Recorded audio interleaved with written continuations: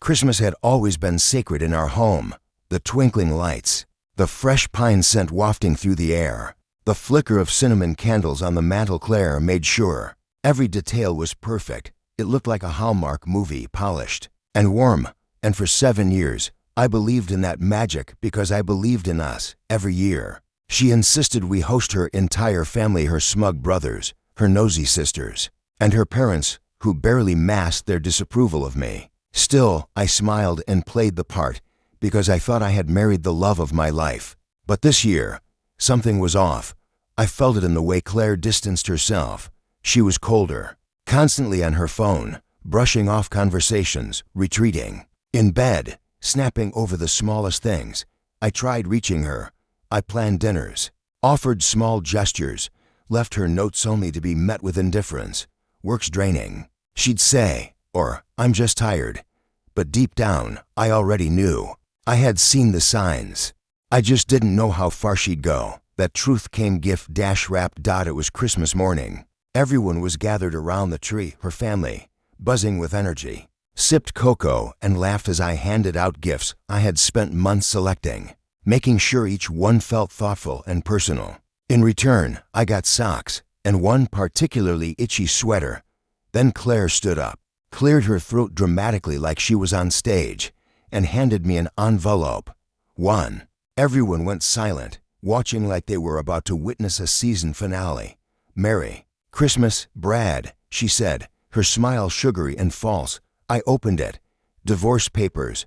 I blinked. At first, I thought it might be a joke, a twisted prank. But then her brothers erupted into laughter. One clapped. Her sister gave a slow whistle. Her mother, in full view of everyone, actually gave Claire a high five. "Took you long enough, sweetie," her dad said. It was all planned. They'd known. They'd orchestrated this humiliating ambush on purpose. They were expecting me to unravel, to plead, to sob, to embarrass myself like the punchline of some pathetic rom-com. But I didn't flinch. I simply smiled because I had seen the storm coming long ago. I'd known about the affair, known how she'd been twisting stories to make herself the victim, spinning tales to justify her betrayal. And I knew what today was meant to be a final blow. But I had my own gift to give. "Thanks," I said, folding the papers and setting them neatly aside. "I got you something too." From behind the tree, I pulled a small velvet box. It was the kind of box that usually held jewelry. Her smirk returned as she took it, confident she had one. "You think a necklace is going to fix?" She froze. The color drained from her face as she opened the box. Inside wasn't a necklace. It was a sleek flash drive, and taped beneath it was a printed photograph her, half-dressed in a motel room, straddling her co-worker Jeremy. Silence. She stared, frozen. The gift now a live grenade in her hands. Trembling, she lifted the flash drive, looked at the photo, then back at me. What is this?" she whispered. I took a slow sip of my eggnog and said calmly, "Your real Christmas present." Her brother Matt tried to scoff. "Nice. Photoshop, man." I smiled.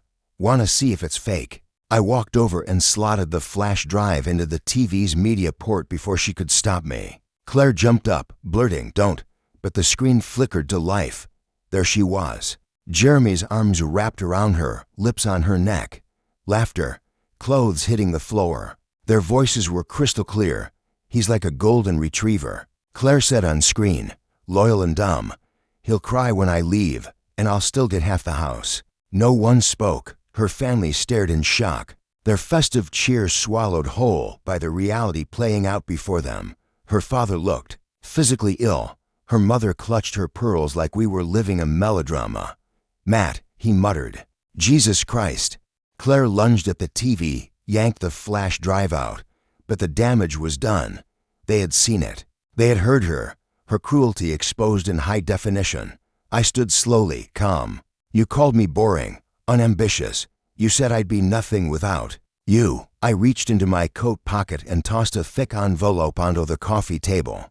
"That's the signed contract. I just sold my tech startup." She stared at it. "For $3.4 million, I added. Her knees buckled as she collapsed back onto the couch. "All in my name," I said.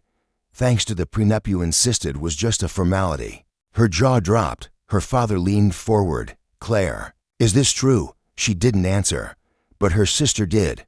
"Holy SH," she whispered. "You got played." I turned to grab my coat. At the door, I paused. "Oh," I said, "don't worry about the house. I already filed for divorce, citing adultery. You won't be getting it." And then, to her stunned family, I said gently, "Merry Christmas." I walked out, leaving behind a woman whose smug performance had just crumbled in front of the people she'd used to orchestrate my humiliation. She wanted victory. What she got was ash. It didn't take long for the fallout to begin. Within 24 hours, while I was relaxing in a quiet hotel room outside the city, Claire blew up my phone. 37 missed calls, texts swinging between anger and pleading. "You embarrassed me. We can fix this. Please don't do this.